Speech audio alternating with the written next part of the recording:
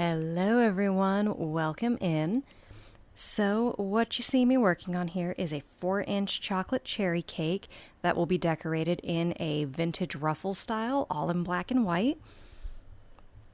I started off the video towards the end of my smoothing process because I realized while I was making this that I very much overthink this part of the process, and I didn't want to put y'all through that, so you're welcome.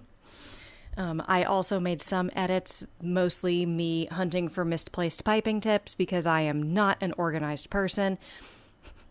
So, yeah. Anywho, I used 4 different sized piping tips for this cake. 2 different sized star tips. The larger of the 2 was used on the pillars and the reverse shell border that you will see along the bottom of the cake. And the smaller of the 2 is going to be used for the drop lines on the side, as well as for the top reverse shell border. The ruffles that are going to be on the side of the cake were done with a leaf tip, which I call it that because it's a shape that's typically used for leaves and making flowers like sunflowers. And for the top ruffle and the roses, I used the same flat tip for both of those things.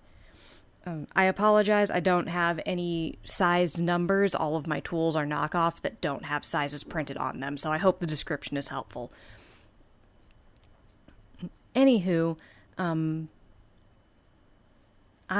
going to hush up and let you all enjoy the rest of the video. I've never done a video like this before, so let me know what y'all think. And if you enjoyed yourself or you have any ideas that you'd like to see, drop them in the comments, give us a follow or a like, and I will hopefully see you all next time. Bye.